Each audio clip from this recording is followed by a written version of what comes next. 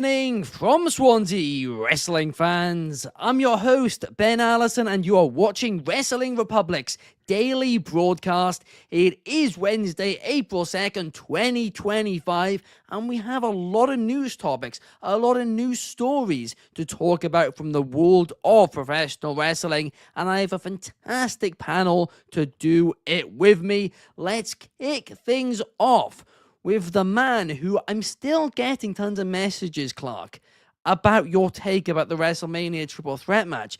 This might actually be your new most controversial take over your Cody one last year. Well, you know what?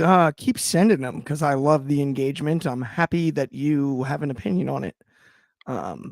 Really stoked about it. More than anything, I'm fired up to be here. Happy Wednesday, everybody. We got a lot of good stuff going on. It's been a fun week. And we got monster shout out, Ant, you official Big Ant in the chat. What's good? Hey. I'm happy to be here. Happy Wednesday. Let's get into it because we've got a guy you should always forget it, Ben. Let him remind us. Well, we will let him remind us. And he is also going to be in action this Sunday at Wrestling Republic's King and Queen of the Quiz against Megan. We have Dryzzy. How are you, Dryzzy?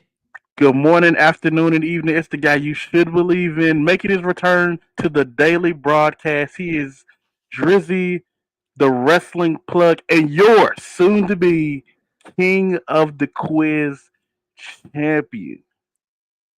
Not to downplay my matchup with Megan because she is an incredible competitor. She's going to give me a fight. But anybody else and everybody else after this, I'm talking all types of mess to you. Yes, I'm talking to you, David. Of Kobe, Archie, both of them combined, they can tag team if they really want to. I knock them down. Big talk. And we saw, David talk the talk last week and he walked the walk as well. There was a little bit of a, a 5-minute period where I was maybe a little bit scared through. I thought Chaos was going to beat him, but he did come back. Of course, Wrestling Republic's King and Queen of the Quiz will be live this Sunday, 8 p.m. UK time, 3 p.m. Eastern, 12 p.m. Pacific. We do have quite a few comments. Clark, you mentioned it. We have Ant in the chat. Shout out to you. We also have Andrew in the chat as well. Shout out to you as well. And Numero 1 Superfly, shout out to you as well, Numero 1. Oh, and also I Make Beat, who said Ricky and Sean Spears put on a banger last night on NXT. What a moment. You guys covered that. And you guys are 2 out of the 3 NXT guys here at Wrestling Republic.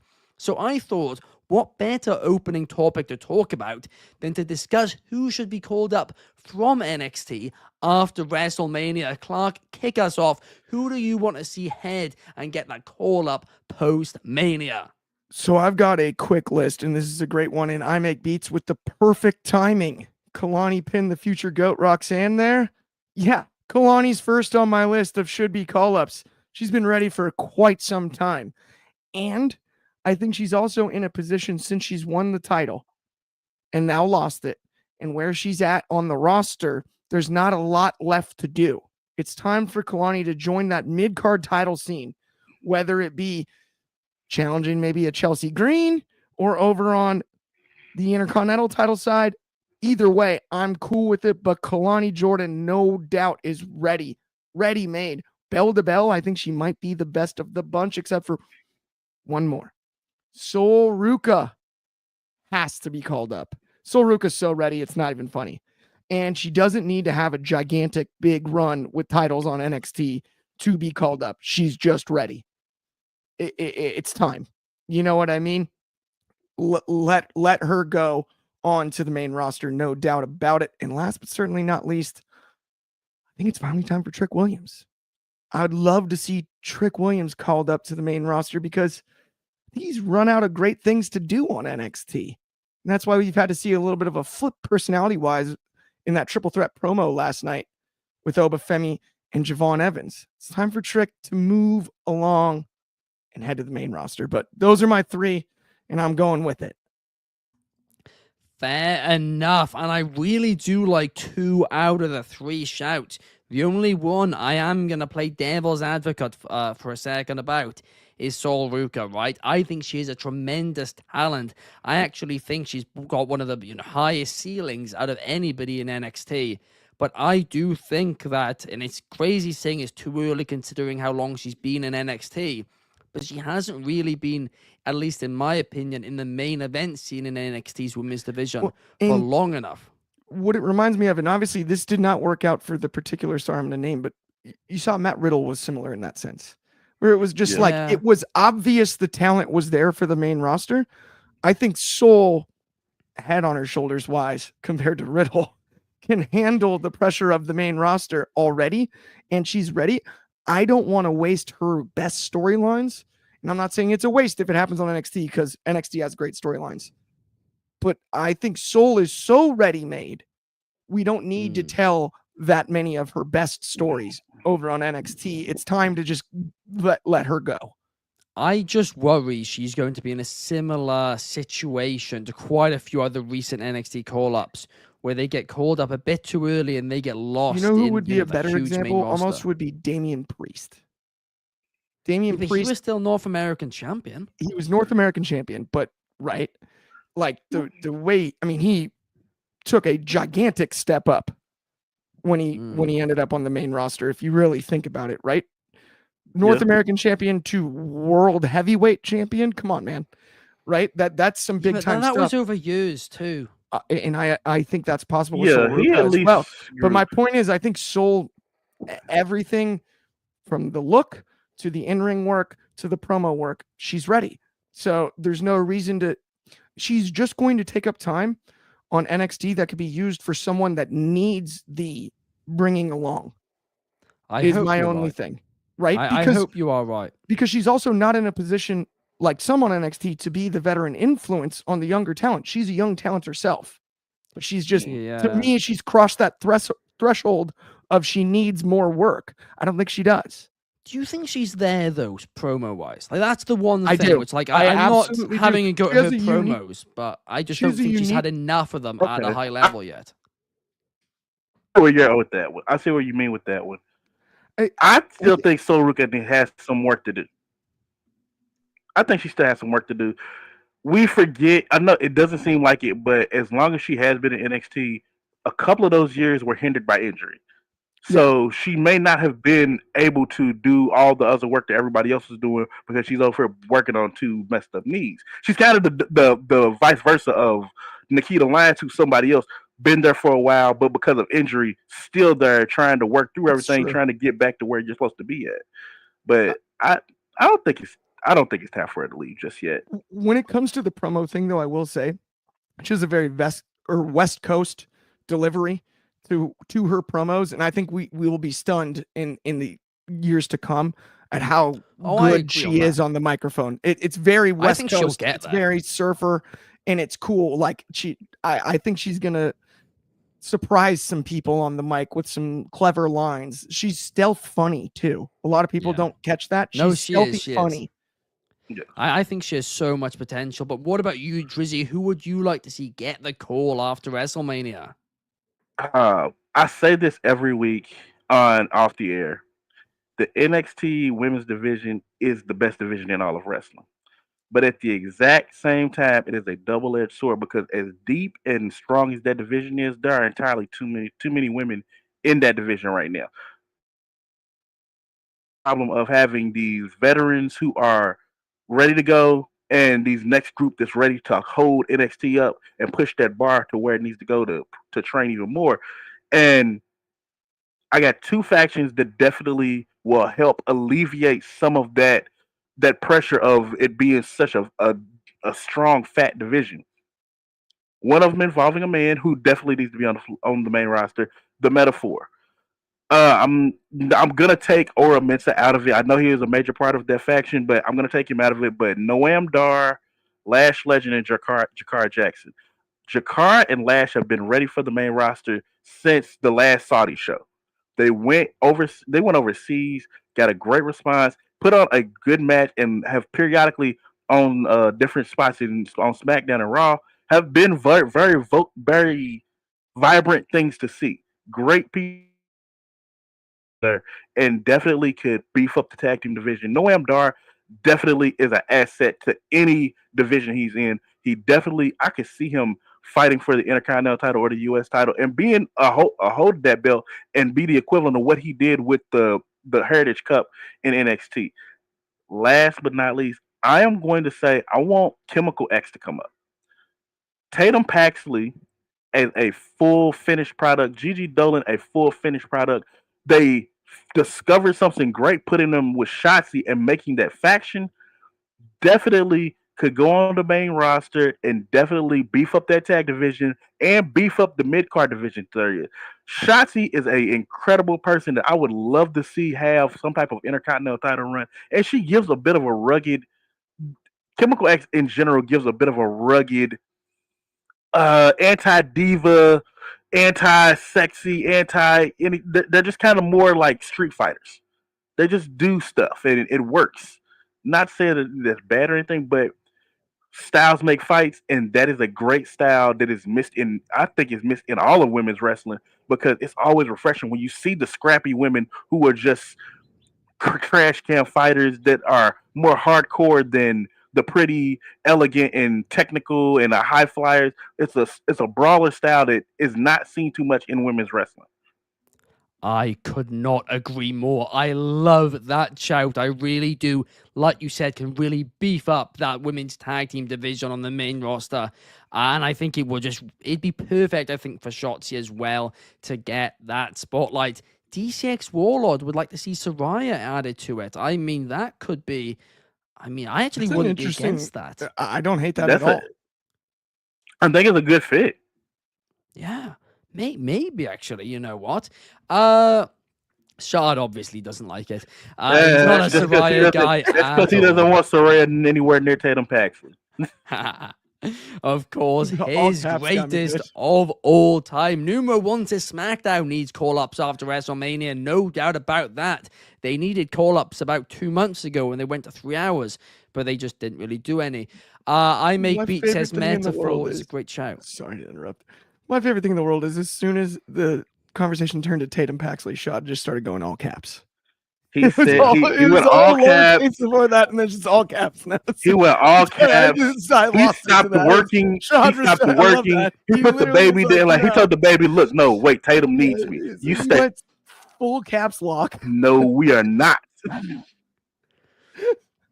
Oh my gosh. Full Ric Flair, just capital letters for absolutely He just everything. went caps lock, no shift button. It's like, I messaged Ric Flair recently, and I did it in all caps just to see if it would increase the chance of him him responding. But that's for a YouTube video coming soon. And saying she's a swole JoJo Siwa about, oh my gosh, about... Is she talking about Jordan Grace? Zarya. He's talking about Zarya. Oh, is it? No, I'm pretty sure it's all you're talking about Jordan. This was about Zarya because look at the comment above. It was about the best finisher in the business. He said Soul has the best finisher in the business. Sorry, I get what you mean now. Yeah. Oh my gosh. And you ruined her for me. No. Oh. It's ruined. Of course, JoJo you won't say that like this heel turn, isn't she? Oh my gosh. It's ruined. Well, Zarya's done for. Right. On the more positive note, who should get called up, in my opinion? I mean, I agree with pretty much all the shouts you guys have said, but I would also add, and I think I cannot emphasize enough how ready these two are and how much the main roster needs them. Fraxium. I mean, the main roster is just shouting out for tag teams, especially on Monday Night Raw. They've been killing it in NXT. They are more than ready. Don't split them up. I don't want to see that. Put them on the main roster as a duo, and they will be over, and they will help that tag team division. And the other guy, Well, the other guy's Obafemi. I know some people might say it's a little bit too early, but I don't. I think he is that over. He is that good. To your point, Clark, when you were talking about Saul Ruka, I don't think we can waste any more time of him being in NXT because I think he's ready for the real thing right now. And of course, that leads to the question, what do you do with the NXT Championship? Well, I think you put it on Jay Vaughn, honestly. He is a developmental talent at the end of the day, and I think he should win it in that triple threat match, and both Trick and Obafemi get the call up. And at that point, I do think that, NXT would still be in good hands, and those two, who should be called up to the main roster, do get called up to the main roster. Shard wants to see Fraxian versus New Day at WrestleMania. I'd love to see that match. I don't think we'll see it at this year's Mania. Maybe 42. It's one of the Manias. A Mania at some point. And Fraxium seems to be a common theme.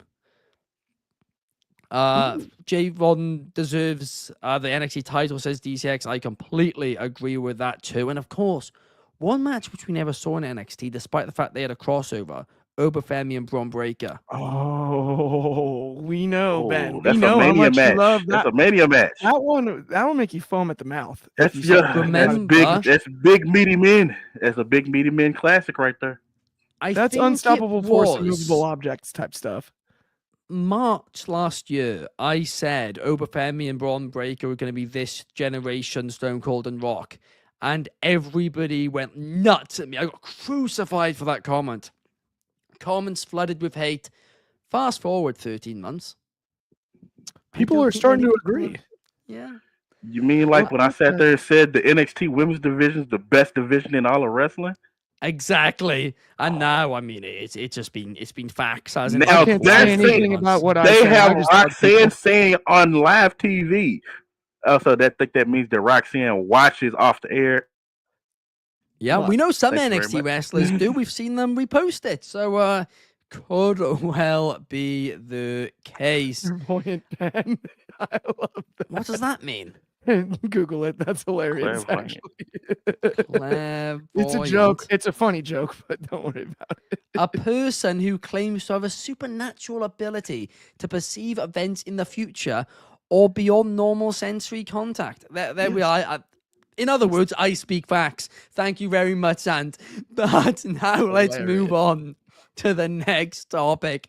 And let's talk a little bit about All Elite Wrestling, shall we? Because they did a press release today that really did shock me.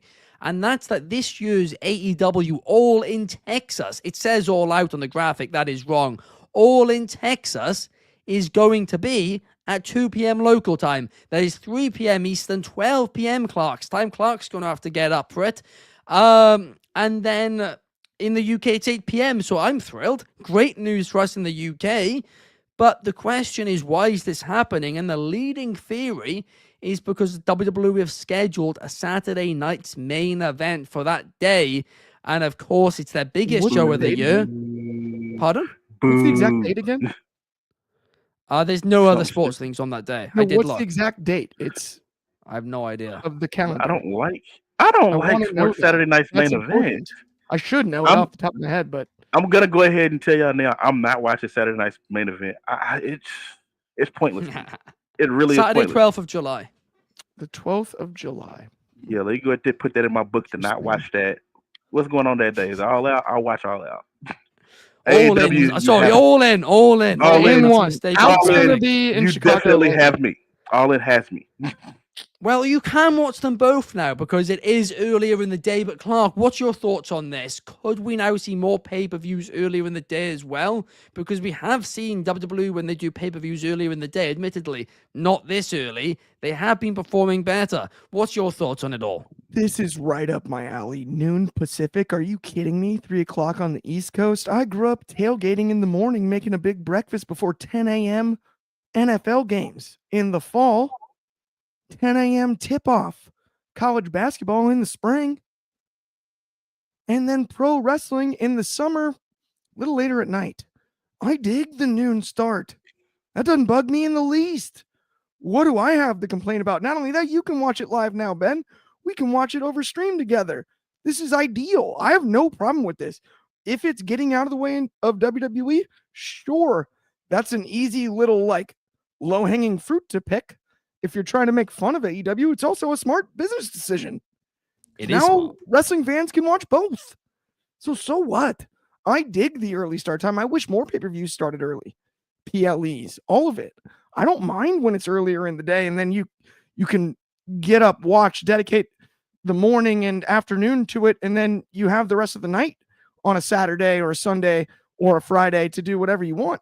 I have no problem in the least with this, and I totally get why they would.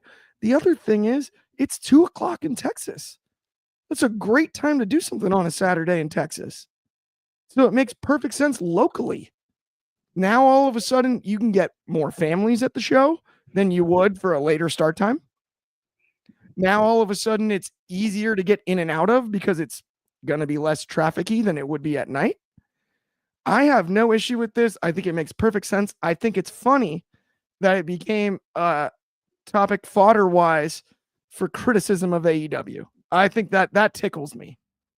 I do agree with you there, Clark, because I do think it is an incredibly smart move to just get out of the way of the WWE event when it is your biggest show of the year. You want as many eyes on it as possible. And there's a commentary from Fernando that I love. If we can watch baseball and football games during the day, why not wrestling? Exactly. Yes. Agreed. Fantastic comment.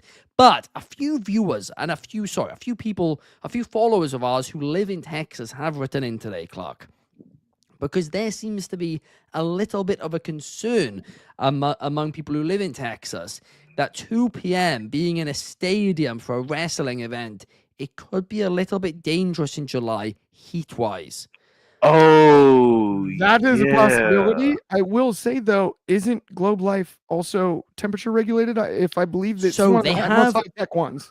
They have a temporary roof or something which can be put over the stand that I think they believe they said earlier when somebody For asked them for a shade. statement today.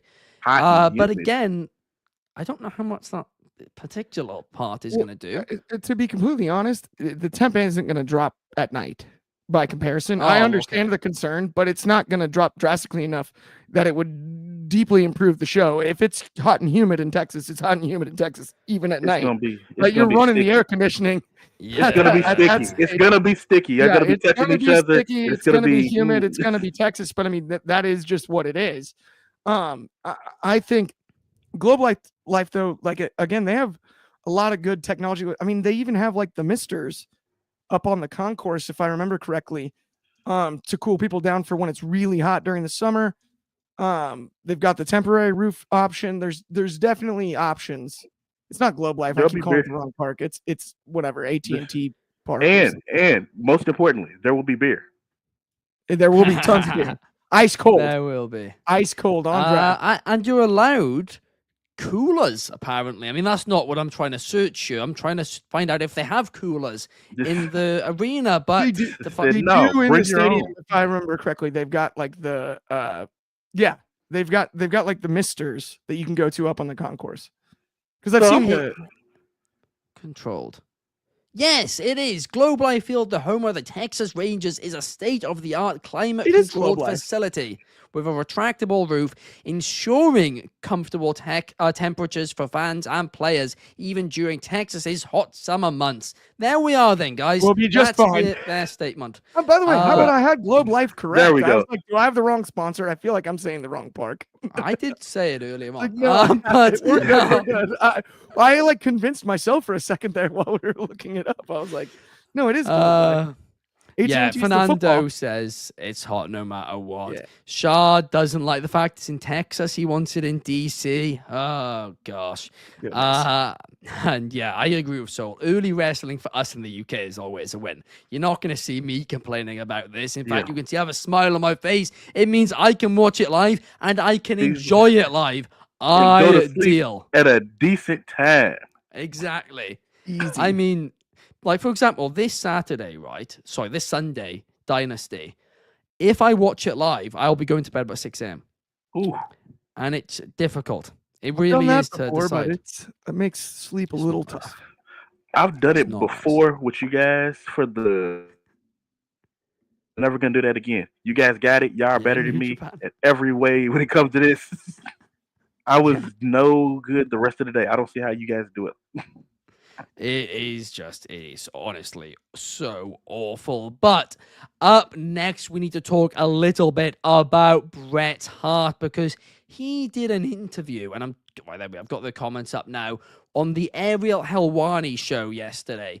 And he was asked about modern wrestlers, right? And he was asked if he watches current day wrestling. And he said he tries to, and it's mainly the pay per views that he will watch. But he said, and quote unquote, I find that the wrestlers are more actors pretending to be wrestlers today than actual wrestlers. I miss the ruggedness of the characters. Guys like Kurt Hennig and myself, or Dynamite Kid, or that whole era of wrestlers that broke into the business in the 70s or late 70s or early 80s. We were still from the Harley Race, Terry Funk kind of generation, trying to be like them and mimic them and top them. That's why I think the 90s was still the best era of wrestling. I like guys that throw it back a little bit more with work rate. Roman Reigns is a guy, for example. And then he goes on that to say, I find that, especially with AEW, I find them mostly actors trying to be wrestlers. Get on with the real wrestling and quit acting so much. Out of the gates, I do just want to say one thing because Bret Hart's getting a lot of criticism for this, and I think we're going to join that criticism in just a second. But I do think Bret Hart is one of the best of all time, and I do think that when he says something like that, especially if it's rare for him to say something like this, maybe we as fans and specifically wrestlers as well should, listen and maybe take some feedback. But these comments, Drizzy, I want to get your thoughts. I don't. All right, so it's a rough one. I don't think Brett is 100% wrong when it comes to that, but I don't think it's bad. We are long from the days of being able to have rugged wrestlers and it just their your Brooklyn, not Brooklyn, bro, like your Maulers and people like William Regal. Your like Brett comes from a time frame where being rugged was a thing. That was a thing of the '90s. The rugged, tough, that look. That's not the way of the world anymore. The younger generations don't work like that. There's a handful that do. You get the Charlie Dempsey's, the Natalias, those ones, yeah, those they still exist and everything, but it's just not the way of the world anymore. And a lot of them, we're a lot more wrestling nowadays. It's more character based, and that's not necessarily a bad thing. I don't think that we should penalize anybody because somebody's a little bit more of an out there character. This is overall, wrestling is an art and it's also very subjective. Bret Hart's art style was the rugged, the twisting, the joints, that type of wrestling, and that's just not what it is for some people. For me, I love the over the top weird characters, the promos that say a million things and don't say anything at all. The John Moxley promos, the Bray Wyatt promos, this just a whole bunch of stuff like that. There are people who love the non-talking Ricochet when he's Osprey. Like it's all an art. It's all subjective. I really want to tell Bret Hart, you might feel that way, but there are a million other people that don't. Watch what you like. If you love Bloodsport wrestling, watch Bloodsport wrestling, the UWFI style. If you love high flyers and luchadors and stuff, watch that. But I don't think we should be sitting there trying to just make the wrestlers of today look goofy because you think it's goofy. Just say you don't like it. Just say you don't like the style. And this is a conversation I have on a daily with people on Twitter all the time. If you don't like it, don't watch it. Just say I don't watch that stuff. But you know who I watch? I watch Charlie Dempsey. I love his dream manipulation. Pete Dunne, love that guy. The technical wrestling of people like Deanna Perrazzo, people like Natalia. I love that style of wrestling. But the other stuff now, Bret Hart should really say. To be honest with you, Drizzy, completely do agree with you there. You hit the nail on the head. The one, here's the thing, I do agree, like you said too, with part of what he is saying, but here's the thing that I don't understand. isn't Roman Reigns like one of the biggest actors in modern day wrestling? Like when it actually comes to I acting. would agree. At one point in time, yes, but for what we hear so much now is he's so much more realistic because it's kind of who he is. Yeah. You know what bugs Yeah, me that's about it, true. Ben? You know what bugs Yeah. me about it is Bret Hart walks around like he was some kind of shooter. And I'm sure, whatever, right? In the dungeon, they figured out some holds and whatnot. But Chad Gable would spike him on his head. So would Oh, Bobby Lashley. Axiom would grab an arm and break it.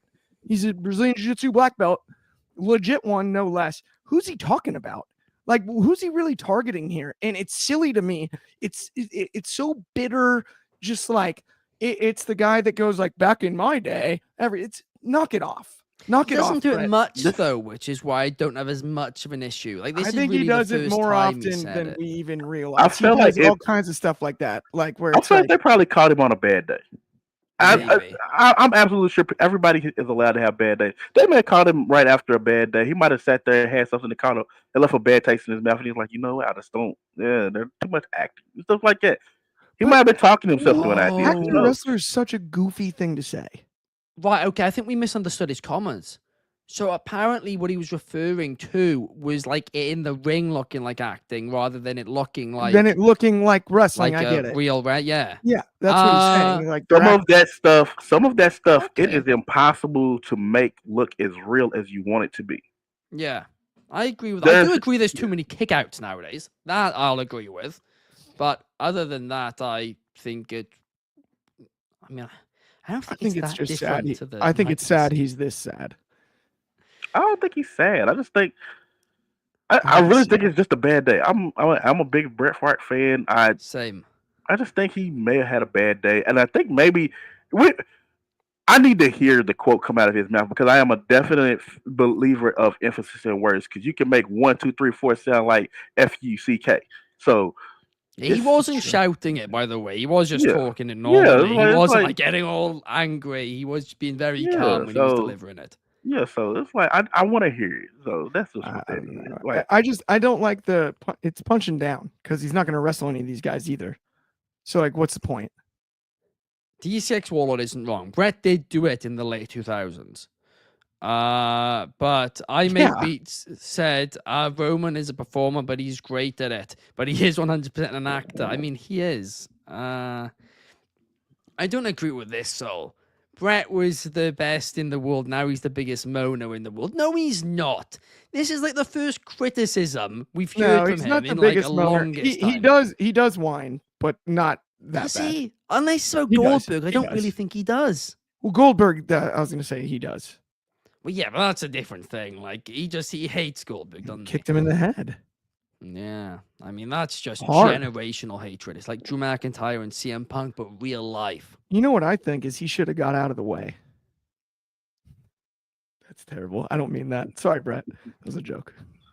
he's gonna get We you. do not condone Clark's comments, Brett.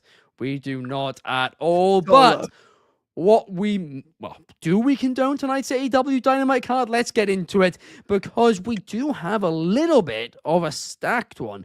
We have got Will Ospreay returning. I'm excited for that. We got Tony Storm in action in a non-title match, I believe, against Penelope Ford. I'm excited for that, no doubt about it.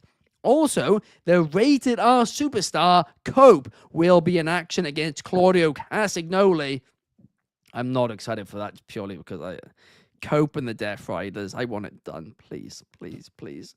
And then John Moxley and Marina Shafir will take on Swerve and Willow in a mixed gender tornado tag match. Now, despite what I just said about the Death Rider storyline, this one feels fresh, it feels new, and I love the promo between Moxley and Swerve last week. Plus, I'm just a huge Willow fan, so I'm excited for that one. But, Dryzzy, what are your thoughts on the card overall? I like going into them not knowing because it takes me back to my childhood. Strangely, I am as y'all know I am Otis all hell. I was a child during the days of the Monday Night Wars. So AEW touches a certain touches a certain spot in my heart. The cards lately have taken me back to those days, and I enjoy it. As much as everybody hates the Death Riders and the Moxley thing. Storyline wise, yes, but I like what they did, and I'm loving this aspect of it. Getting Willow to check Marina Shafir as we are building toward the confrontation between Swerve and Moxley. You're not sure if it's going to be a deathmatch style fight or if it's going to be a wrestling match. I'm hoping it's a little bit of both. I hope it starts off as a wrestling match and a fight, but this tag match is going to be really good. Willow, you can never go wrong with someone like Willow in the ring. I'm interested to see Marina Shafir wrestle on TV.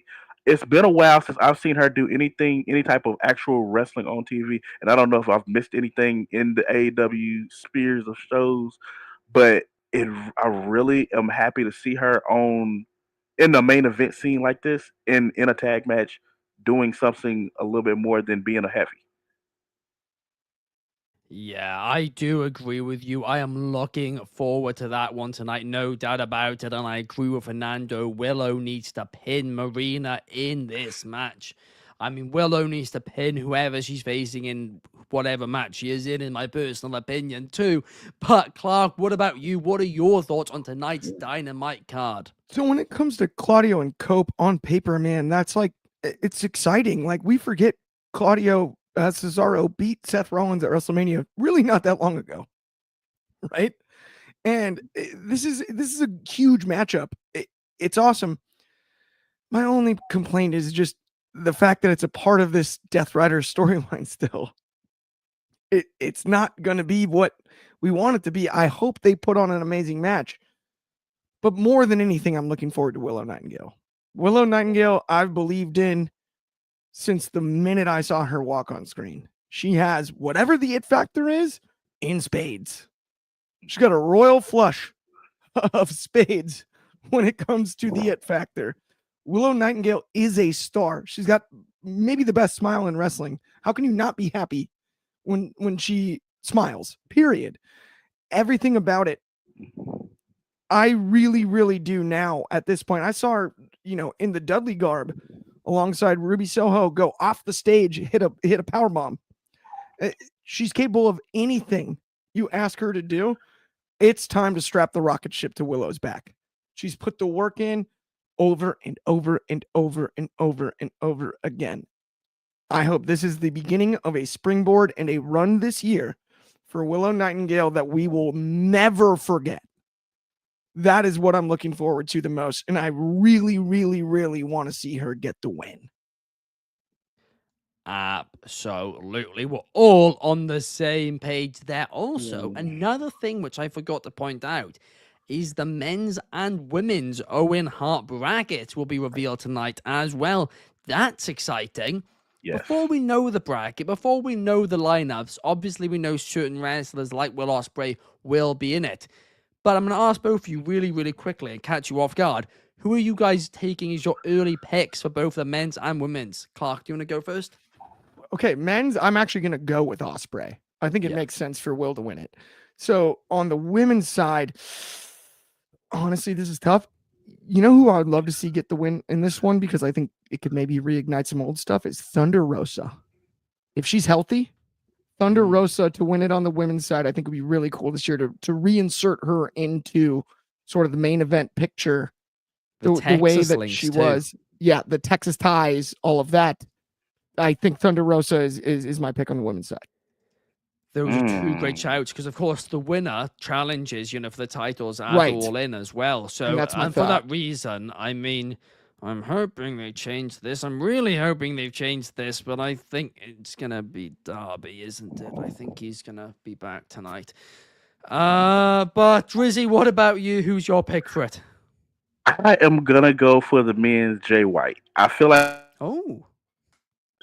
the guy who's got to take all the pit for the main eventers. I think he's played that role enough. It's time for him to go ahead and let him get his due. Let him get some. Wow, now he deserves and everything he's done perfectly to a T. Give him something for that. As for the women, this one is so stacked. It is impossible to pick just one. So for that, I'm really gonna go and say that it's gonna either be Mercedes or if Athena gets it, it just much more. It just sits there like, oh, you have two belts. Well, I have the belt that you really want now. Oh, So, I'd love that. what you want to do about it? What do you want to do about it? The blueprint. Athena. You know what, Drizzy? I'm going to agree with you. I'm going to agree and say Athena for the women's as well. Now, there is an interesting comment here. It is true, Everest season is in April and May, but here's the thing. If he's doing it now, because they've started it now, maybe how long does it take to climb Everest, guys? Does anyone know? Oh, like a lot of days. It's like a days thing. It's not like one day. You don't just like walk up. But I'm wondering if like he could be back in like You need like ice picks and like gear and like a crew. But like remember last year, and somebody tents. had their first round match while like one of the semifinals was going on or something crazy like that. Maybe this is going to be the case where he doesn't return tonight, but like they announced he's going to return in mid-April. Well, do we know when he's climbing think it? I mean, no. Do you want to climb it early season? Because that's going to be the coldest. No, he is climbing it apparently early April. I'd climb it in May. If I was climbing. Early I'm not April gonna. is the dirt sheet speculation. I make Deets just Googled the Everest thing. Update us. No, the official, well, not the official, the 2 months. thing. See, it takes 2 months. It takes 2 months. Yeah, see, I knew it was a lot of days. Told you. I was right. Look at that. Speaking of clairvoyance.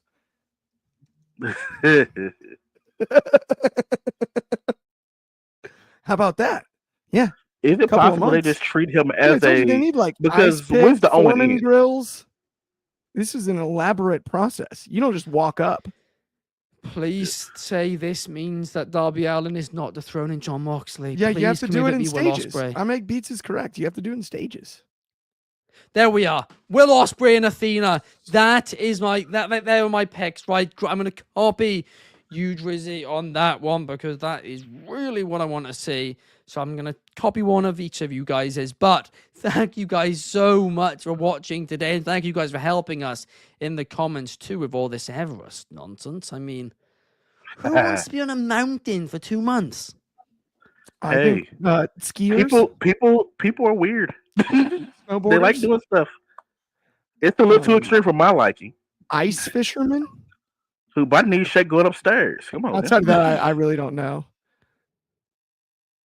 Nuts. Anyway, guys, we will see you same time, same place tomorrow. Thank you so much for watching. Have a good one. Peace.